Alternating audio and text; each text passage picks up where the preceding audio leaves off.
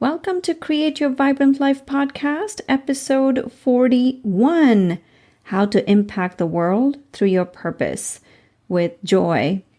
So in today's episode, again, this is a month of guests, and I want to bring in as many different perspectives about how having wealth and money can actually create a different life, not only for you, but for others. So Joy Nicholson has a passion for eradicating poverty in the world. And obviously to do that, you need money, right? And so in today's episode, we'll be talking about her passion for eradicating poverty and how she even got into this business of what she does. So without any further delay, here is Joy for you. Welcome to Create Your Vibrant Life podcast, so you can create the life you desire by tapping into your inner wisdom. I'm your host, Padma Ali. I'm widely known in the field of psychology as helping create long-lasting transformation. And now, I'm here to help you create the life you desire using the combination of neuropsychology and ancient healing practices. This podcast is for you overachievers who are ready to unlock your highest potential so you can live the life of your dreams without the hustle. I'm here to guide you through a process of self-discovery to be the creator of your destiny. You can have that fulfilling career, that relationship, the abundance, all by taking aligned actions, simply by tapping into the power of your brain, your inner wisdom, and ancient practices. So tune in, folks. I am so delighted you're here. So welcome to Create Your Vibrant Life podcast. This is Padma Ali. Today I have another very special guest, Joy Nicholson. She's a business owner and she also hosts her own podcast, Unleash Your Focus. And it is utmost pleasure that I get to interview Joy for today's episode. So welcome, Joy. Do you mind introducing yourself so that I don't, I think you'll do a better job in introducing yourself than I will.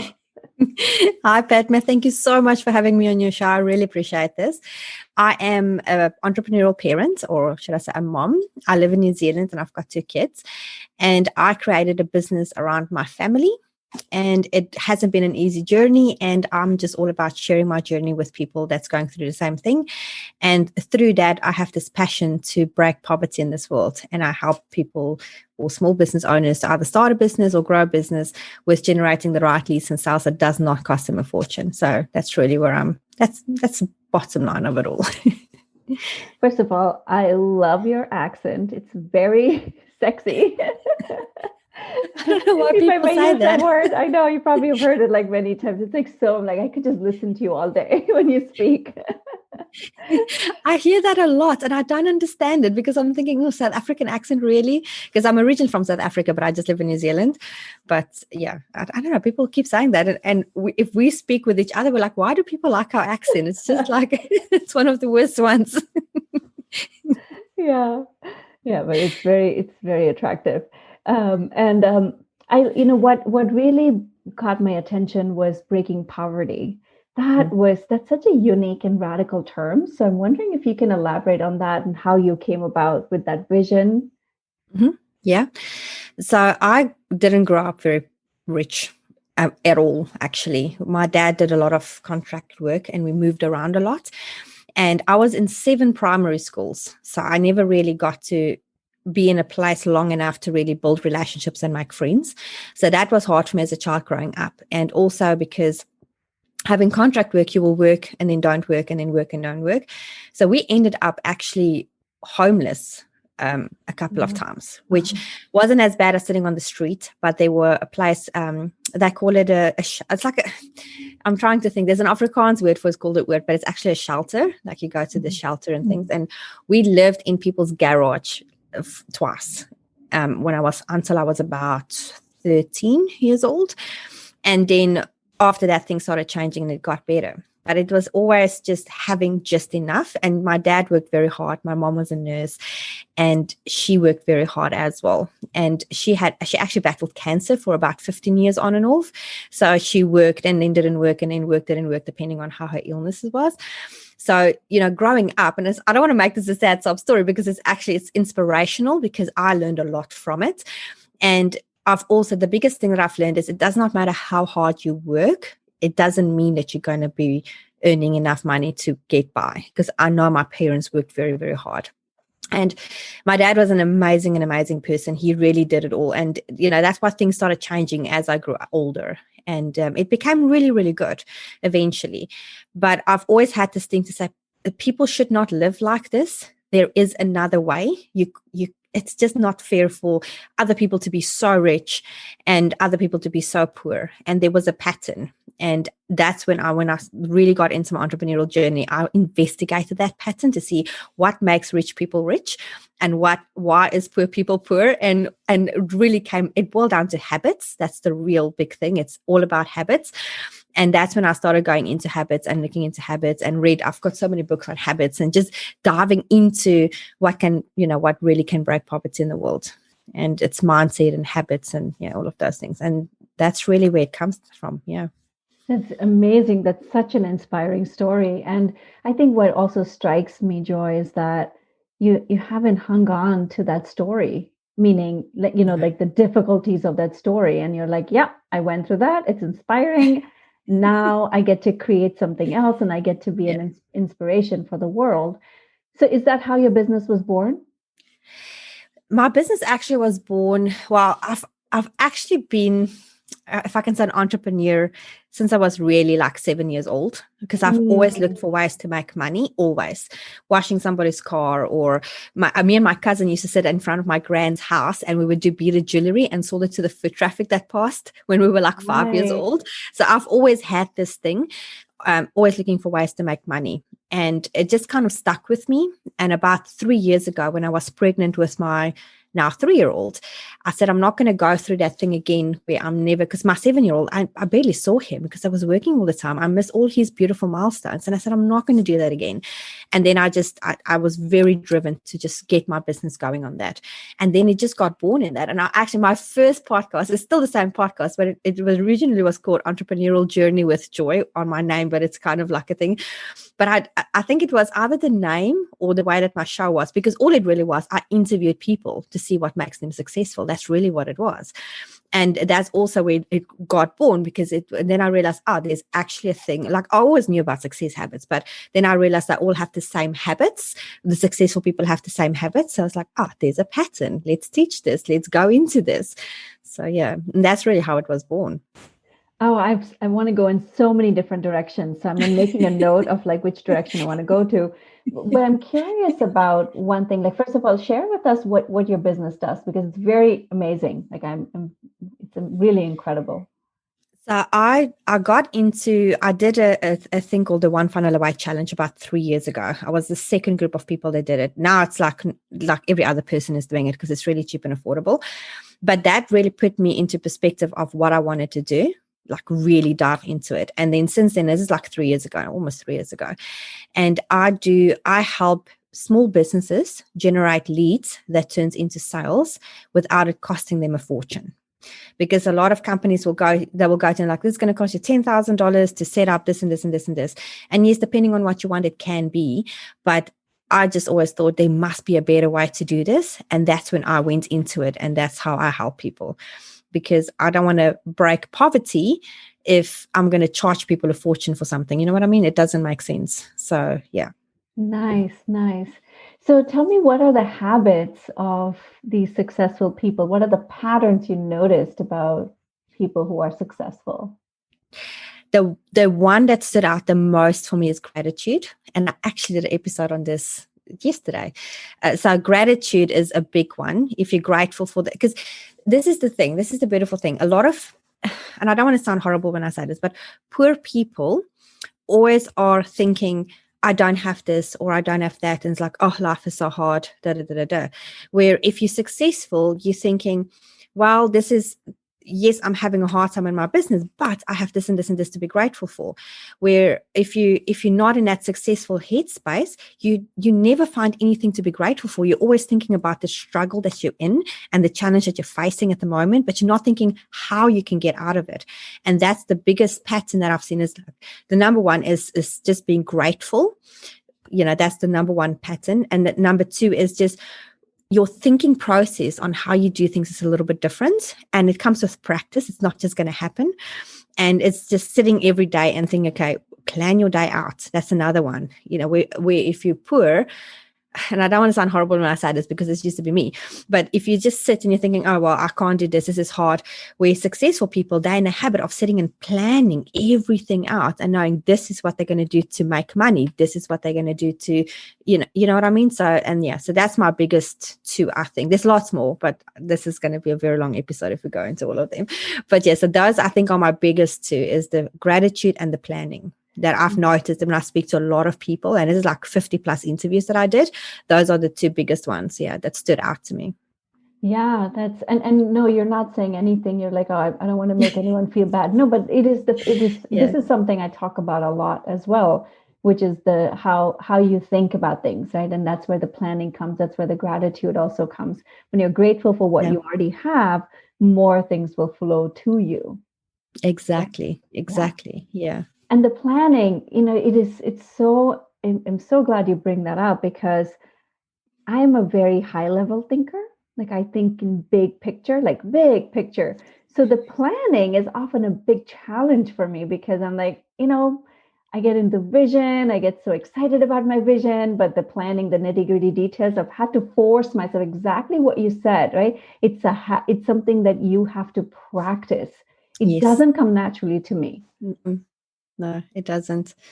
It's hard for a lot of people to plan it. I mean, even myself, I'm struggling with it. I'm not a saint. I just do it because I know it works. And I'm part of a coaching program where when I joined the program, I came with a planner. And in the planner, it has and it's interesting because it's just things that I've always done. And then the planner just came with it. And this guy has made multi-millions. And this is the way that he plans. I'm like, I was onto something here. But it's in the planner is your daily things, because I don't do to-do lists. I think they are just horrible. I call it a success list. So you focus on the green things in your business and what else you can delegate. So it's really your intention for the day that you set, because there's a difference between setting an intention and setting a to-do list, because you don't do 85% of the things on your to-do list. But if you set an intention and say, today I'm recording this episode, today I will make money or whatever, that's an intention. And then reviewing the end of the week is a big one for me. And that's something that I was not in a habit of doing, but I knew it works. And celebrating your wins, which is also a really, really important one, because if you're just going to focus on all the negative things that happen in your business, you're going to struggle. And then obviously, saying gratefulness twice or 3 times a day. What are you grateful for today? So every day, make sure there's at least 3 things that you're grateful for. And yeah. Wow. I've learned something from you today, which is about reviewing it. I set intentions, I have I follow a plan now, because I know what plan works for me. I look at more weekly and then daily and quarterly. That's how I've learned to do this. But I never reviewed it at the end of the week. That's such a great tip. Because then you can see what worked, what didn't work, what can you tweak, how to make that different next week, right? Yeah. Exactly. And I actually picked that up probably 5 years ago when I was employed. I was a salesperson for a company, and I was at home, like just do cold call selling. And my boss at the time, she said to me, review a week, look at the end of the week, what you've achieved, what you haven't achieved, where you can improve. And I used to hate it. I was like, oh gosh, now I have to give in this report again at the end, because it was like a Friday thing that I had to do. And I was like, oh, really? But I knew in the back of my head, I have to do this, because I'm not going to grow as a person, because she didn't do it for herself. She did it for me, so I could see where was my shortcomings. And yeah, so it really works. So I've been doing it for a really long time, but you actually fall out of the habit very quickly. And that's why if you have it in a planner and you look at it, it's in your face, it's looking at you like, oh, okay, review me this week, then you have to do it. Yeah. Wow. So those are the 2 habits you've seen consistently, huh? The gratitude and planning. Yeah. Definitely. And also celebrating wins, because people, they tend to just, if you have a bad week, and say you have like 3, and I mean, we've all been there as entrepreneurs, if you have like 3 bad weeks in a row, then you tend to think negative. It's like, oh, is the next week going to be bad? Is the next week going to be bad? So I did a thing. I don't do it anymore because I've got my journal, but I went through a phase where I wrote down all my wins and I put it in a jar. And if I have a bad day, I would pull out one of my wins, because I will put a little date on it and say, today I signed up maybe this client or whatever it was. And I'm like, this is a good day. Let's have another one like this. And it's just thinking of all the wins that you've had. And the more you write them down, the more you put them in a jar, the more you can pull them out and go, this was a good day. I can have another one like this. Oh, that's such a great idea. Love that. Yeah. And that way it reminds you again of what you've done, what you've accomplished, and gratefulness. And like, it just goes in this vicious cycle. Exactly. Yeah. So tell me more about eradicating poverty. That's such an amazing thought and concept. And do you have like plans for it? Like, how are you implementing that? I started with something, and this was almost a year ago, and it's quite sad because it died down. So I have to revisit to see how I can do this again. I did a go live on my Facebook probably a year ago, and I had this guy from Africa that saw, because I make it public, right? And I had this guy from Africa that reached out to me and say, you can really inspire a lot of young people in Africa to talk to us and do things. And we tried. But because, and this is unfortunately the problem, we see internet as just a thing. It's what we have. You switch on your computer, you've got internet. But for third world countries, it's a luxury. There's not internet. And if there's internet, it's very flaky. And if it's not flaky, it's very expensive.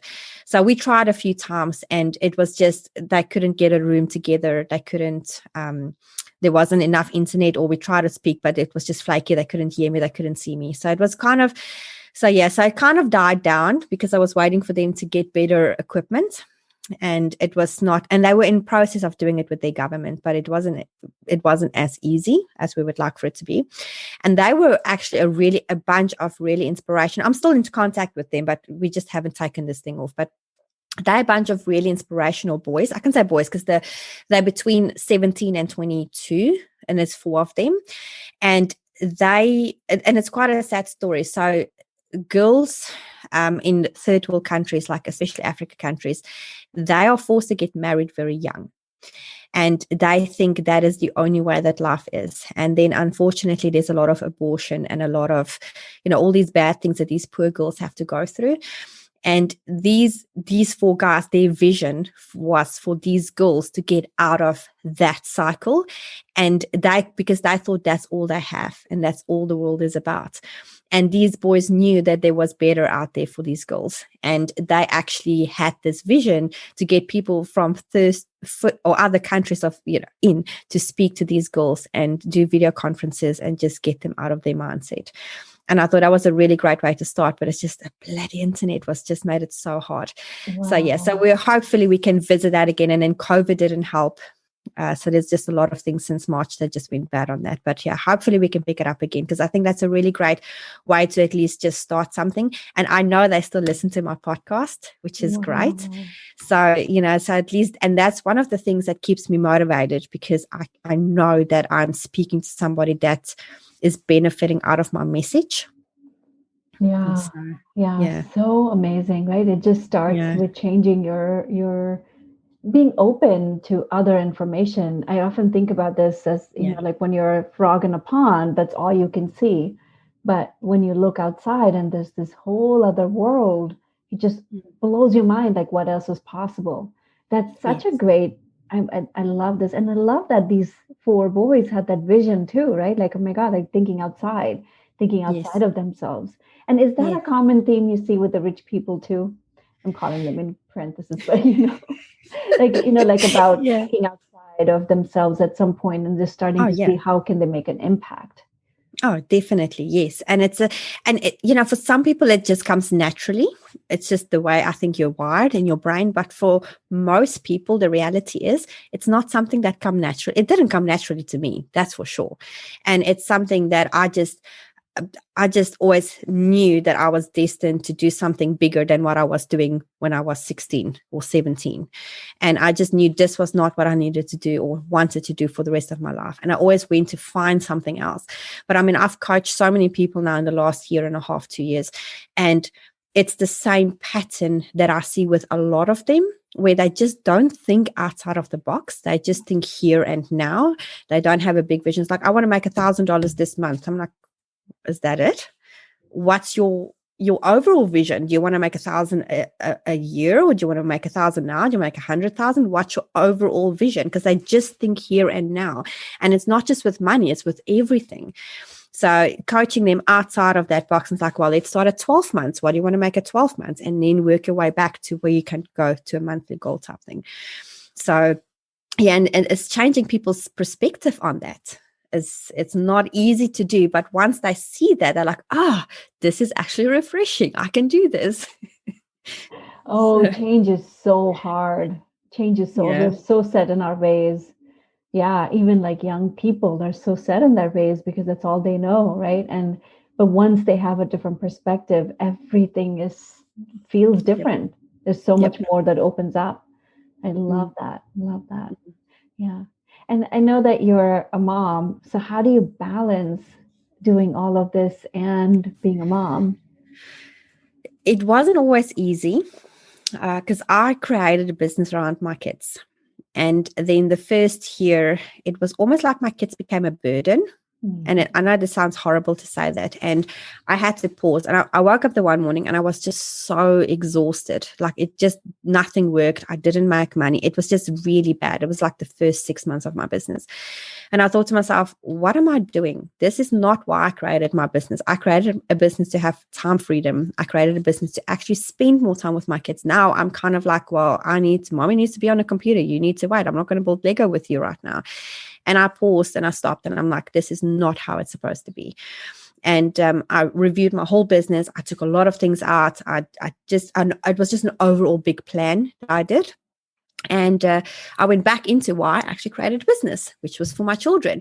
So now what I do is my children comes first. Whatever their needs are come first, and then my stuff comes second, my work stuff. So technically, I only really work about 30 hours in my business a week, which is not that much, but that's what I have. And I'm making more money now than I did 3 years ago. And it's just crazy that when you put your mind to what really matters about, self-care, your children, how you plan your time better, because then you realize, well, I only really have this much time to make money and I have this much time for my children. And it's amazing how you really put the most important things in your day that should be in your day and not faff with nonsense. So it's just about creating time that for the things that really matters. Yeah, that is so, the planning comes again, right? The word planning, yes. Right? Yeah, my days are so much more productive now that I've planned it. Yeah. And color code your calendar. My calendar is full of colors, and it's just the way that it's the best way to do it, because you look at it and like, okay, this is because I've got red, green, blue, yellow, and orange. Those are my main colors. And it's just like, okay, if it's orange, it's this, if it's yellow, it's that. And I know that my kids are green. So anything kids are green. So there's like, okay, well, kids, okay, everything else goes. And also hire help. I think me and you talked about that before. Right. Like I've got a VA and she helps me a lot. And even before I had the money to pay for a virtual assistant, it was still just the planning on it. And then you realize there's a lot of things that you actually don't need to do. First, make money, focus on making money. And then when you have the money, then hire a VA, and then it just gets better. Yeah. Yeah. You're getting that extra help. We can't do it all. I cannot. No. And that's an illusion if we feel like we have to do it all and we can do it all. Yeah. You're just going to burn out. Yeah. I'm kind of going back and forth between the topic of money and then also other things. I'm curious, like how did you make that shift in your mind about coming from going through all that you did with money and not having enough? Like, how did you make that shift? I just didn't want to be poor for the rest of my life. And working in a corporate job, let's be real. Yeah, sure, you can make money. And yes, you can have a really good, successful career. But it was just never for me. I was never really good. I still am not very good with authority. I'm going to be honest. In school, I was really good with teachers. I was really good. I was a good girl. But if it comes to this is what you need to do in life, or if I sit in a corporate environment, and I mean, I was in corporate most of my life. I worked in really big government organizations. I was in sales. I was in marketing. I did a lot of things throughout my corporate career. And I was really good at it, and I managed teams and I did all of these things. But then if I have somebody coming to me and say, you need to do this and this, I'm like, no, I'm not going to. And I'm like, and I always saw the wrong of what they did. And it was like, no, if you do this, this and this, and this is going to happen, you're going to break the system that I created. And I have a really good system here. And I would get into trouble because I would challenge that authority. And then I was like, I can't do this job anymore. I'm quitting. I'm getting another one. This guy's not listening to me. And this was my problem that I had. And because of that, I always moved up in the ladder with my corporate jobs. But I just was never good with the way that the thinking process of some people that I worked with really hassled me, and I just couldn't deal with it. And I thought, no, I need to get out of this job. First of all, it wasn't paying always the best, depending on where I landed with my authority issues. And then second, there's something, because you're only going to make real money if you're your own boss. Let's be real. And that's where I wanted to be. And I thought, if I can make an impact and a profit, if you make an impact in the world and you make a profit with that, you can take that profit and you can help more people. And that's where I wanted to be. I love what you said. It was almost like you declared, I am not going to be poor anymore. That's it. I'm done. Right? Yes. Literally like, no more. I'm choosing a different life now. And that's it. And that seems like how you created your business too. I'm no longer working for anybody else. Like I was laughing because that's exactly how I am. I've never had a real job. Like, I mean, working for somebody. I've always worked for myself. I had one job in college and that was it. And I was like, I am never doing this again. I cannot work for anyone. You see, entrepreneur at heart, you struggle with authority. Oh my goodness. Yeah. Yeah. And with so much more freedom. And like you said, there's no cap in income. Exactly. You're working for yourself. Yeah. You're your own cap. You're the own person. Like, you're the one that determines your own success. Right. And if you're going to struggle, if you're going to have issues with yourself, you're going to limit yourself. Right. So that's where the habits comes in. You work on yourself, get those habits in place, and Yeah. I love that. Love that. And what's a project you're working on right now, Joy? So I still have my funnel business where I help businesses with leads and sales and all of those things. And then I've got a side project that I'm working on, and that's just helping entrepreneurial parents to get more time back in their day and control the chaos. And this started accidentally with chaos that all parents went through with COVID stuff that happened in the beginning of the year, March, April, around there. And I was just really good with my time management. I got a lot of stuff done. And I had all these people coming to me, it's like, how do you do this? How do you do that? How do you do that? I'm like, I don't know, just do it. And then I realized this is actually something that a lot of people struggle with. And I just helped a lot of my friends to get through their day and help them with some tips and tricks that they can do with the kids and things that they can do with their routine and structure and time management. And then I realized, this is actually not a natural thing that comes to a lot of people. And that's how the Chaos Code was born. And then I just created this workbook to help parents just create their routines and structure and time management. And that's really where it is. The Chaos Code workbook is almost done. We had to last week. I've got my awesome VA and she's helping me to put it together. So how it works is I record a podcast episode. That transcription goes into the book. And more like not the whole transcription, just like the key things. And then there's a task that they need to complete for that week. Beautiful. So, wow. Yeah. Wow. And you said that's free, right? Yeah. Wow. That's very generous. Well, once it's out, let me know and I can put it in the show notes for people to download as well.